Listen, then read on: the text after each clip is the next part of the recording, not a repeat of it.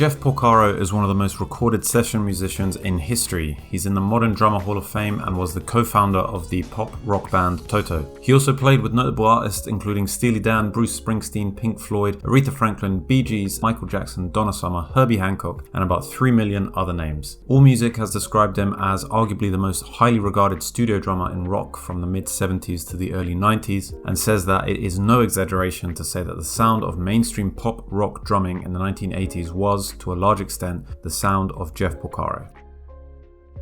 Porcaro was born in 1954 in Connecticut. His father Joe was also a very successful session drummer who played with Frank Sinatra, Pink Floyd, Stan Getz, Madonna, and others. Jeff was the eldest of 3 sons, all of whom would become established musicians in their own right. There was Mike Porcaro, who was an enduring presence in the Toto lineup as bassist, and Steve Porcaro, a multi-Grammy winning keyboardist who, along with his older brother Jeff, was one of the founding members of Toto. It's quite clear that this gene pool was freakishly impressive when it came to musical aptitude. Joe encouraged his eldest son to get behind the drums by age 7 and started giving him lessons as well as bringing him along to his own rehearsals. By the age of 17, Jeff was playing in his first professional show with Sonny and Cher, and by the time he was in his 20s, he had become one of the most in-demand session drummers in mainstream music, recording on hundreds of albums, including Steely Dan's Pretzel Logic and Katie Lied. It was in 1977 when David Paich, Jeff Porcaro, Bobby Kimball, David Hungate, Steve Lukather, and Steve Porcaro formed Toto. The members were mostly session musicians and supporting musicians to other people, and they knew each other from recording sessions with Steely Dan, Boz Scaggs, and others. The group would go on to release 14 studio albums and sell over 40 million records worldwide, securing them a position in the Hall of Fame and several Grammy Awards.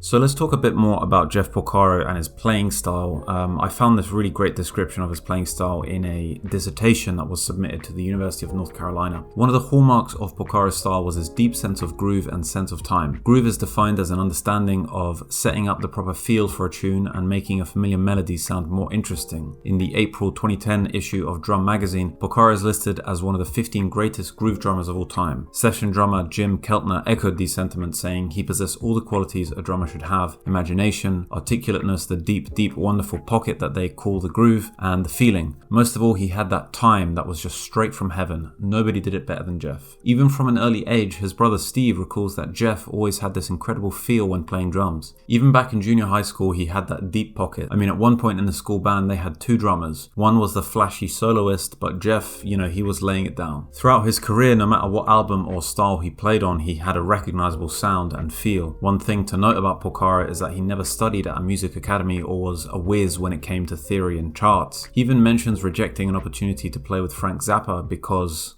Like a few times Zappa has called me to do sessions and I've turned him down, and he thinks maybe I'm busy or something, but I'm just scared to death because I know guys like Vinny and Bozio and whatnot, and I've known them for years, and I've seen what they have to sight read. And Zappa would tear me apart. He'd get PO'd for me wasting his time if I did one of his sessions, I think.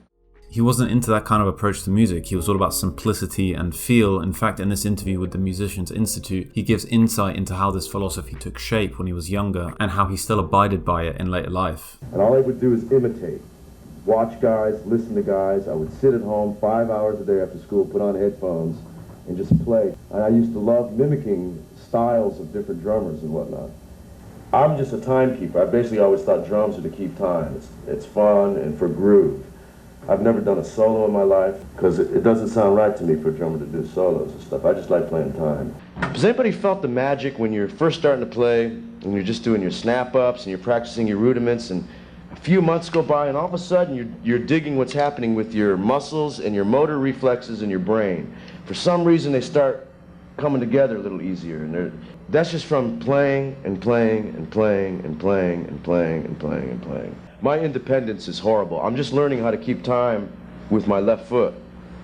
No, seriously, just keeping quarter notes going while I'm playing. I could play for you right now 5 minutes and I could not keep quarter notes on my hi-hat going.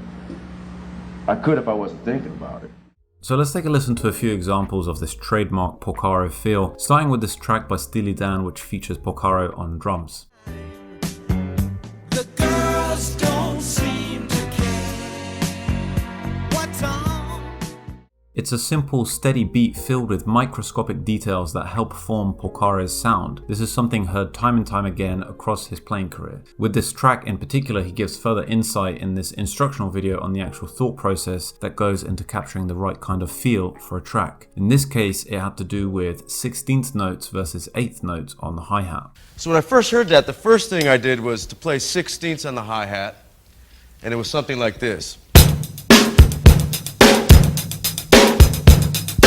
Immediately I didn't like that. I thought it was just a bit too busy. It made the groove just too stiff and didn't have that snaky feeling when I just heard the guys playing it by themselves. So I went to 8th notes, and it would be something like this.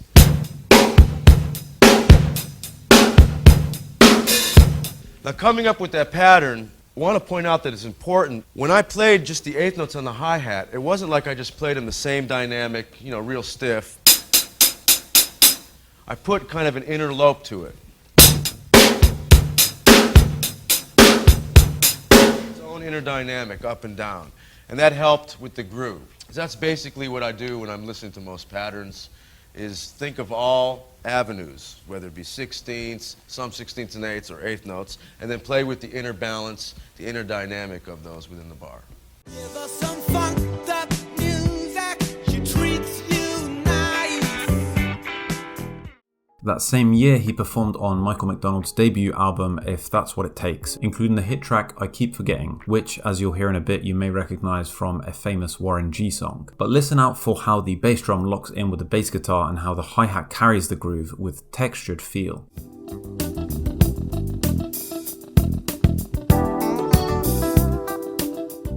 Interestingly, on this same song, Porcaro divulges a weird little quirk that happens after the second chorus. And the take that's on the record, I think it's after the second chorus, you hear me do an accent and a hi-hat. What happened was my stick broke on that take.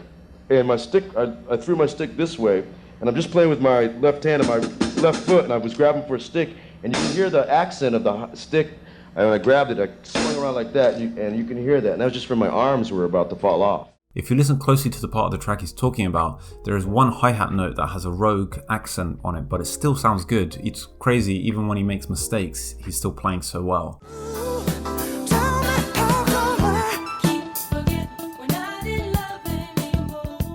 So on the surface, both these grooves seem straightforward, but they require so much finesse and feel to execute them as well as Porcaro does. There are also quite simple variations of hi-hat, snare, bass drum patterns, and Porcaro explains his process of experimenting different configurations of these three elements and exploring how each permutation affects the feel, because ultimately that's the most important thing in his eyes. I like to practice little hi-hat exercises. That is, playing 8th notes, adding in 16th notes, and different variations of accents and dynamics. For instance,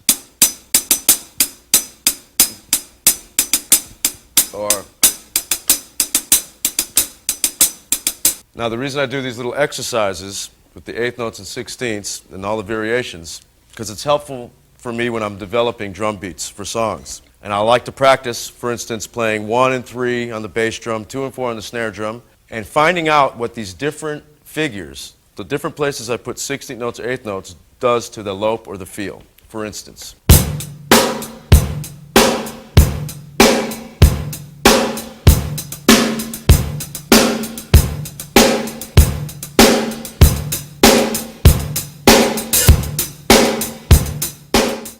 Now, this isn't to say that Porcaro only ever used these kinds of grooves. On the contrary, in this same video he breaks down a more intricate groove that he devised for the Toto track Mushanga. just for fun's sake, when I always hear a tune, like I said earlier in the tape, I like to think of all the variations of that groove that would fit in to leave space and for something unique. So when I first heard the groove, I was thinking of that King Solomon's Mine type thing, where I wanted the backbeat, the beats to be much more spread out, so the grooves to be much more halftime feeling. And it was more something like this. 1, 2, 1, 2. Guys, can we play a taste of that with me demonstrating just this simple thing? 1, 2, 3, 4.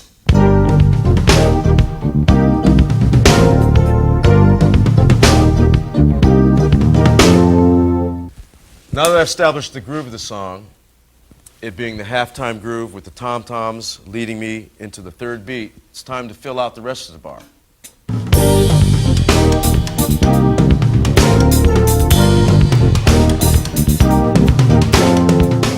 Just a quick break to encourage anyone enjoying this video to please support me and the channel on Ko-fi. It's super quick and easy to do. You can donate as much or as little as you like as a one-off donation, and it'd go a long way in helping me turn this channel into my full-time job. You can find the link in the top right-hand corner now. Thank you. Of all the grooves Porcaro is known for, his shuffles are probably top of the list. As Lenny Castro, Toto percussionist, mentions, the shuffle was the thing that everyone was always on top of him for, but he hated shuffles. He was always telling me, I hate solos, I hate shuffles, and I won't play an odd time, I'll just keep the groove. This is a great insight into how in demand he was for his shuffles, but also humorously about how he hated shuffles. So his one golden magnum opus shuffle that he's known for is the Rosanna Shuffle, named after the Toto song that it's played in. Shuffles are a prominent groove in the drumming world, and Porcaro had been deploying them throughout his career way before Rosanna's release in 1982. Notable instances include Steely Dan's Black Friday in 1975 and Boz Scaggs' Lido Shuffle in 1976.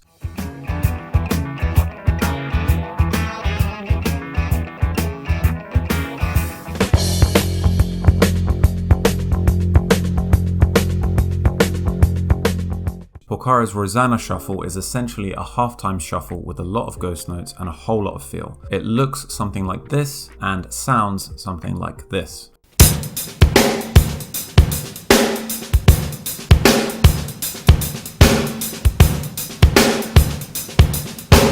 So Porcaro attributes the source of his inspiration of this groove to 3 songs in particular, which all feature a kind of shuffle. The first 2 feature the shuffle king Bernard Purdie, and the third is of course John Bonham.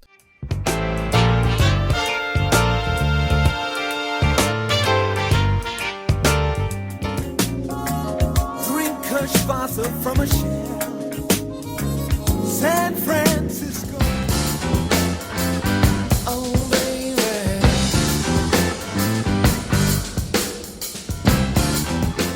Porcaro's idea was to take elements from all 3 of these shuffles and sprinkle in his own elements, like a different bass drum pattern, to create his Rosanna Shuffle. I came up with my own little kind of hybrid. For Rosanna, I added the Bo Diddley figure. It's a shuffle Bo Diddley figure. And putting them together, this is what it came up with.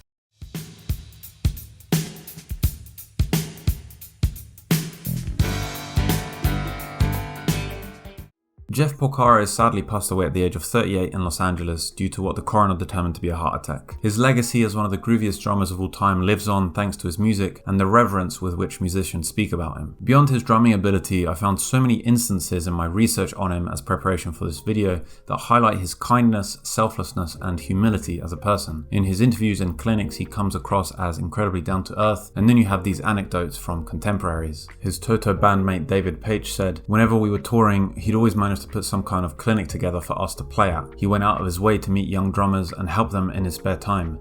That's really unusual because it's very tiring on the road. And this quote from famed contemporary drummer Vinnie Colaiuta: there was a time I was playing with Charisma at the Potato and Jeff was in the audience. I closed my eyes because sweat got in them. Finally, when I could open them again, I looked down in the middle of the tune and Jeff was on the floor underneath the hi-hat, lying down, looking up at me, cracking up. I looked down and saw him there and just lost it. It was because my hi-hat had broken. He had actually climbed over the counter behind the drums, and by the time I could open my eyes, he was fixing it. Who else would have, that's how he was. He'd be the first guy to help you with anything.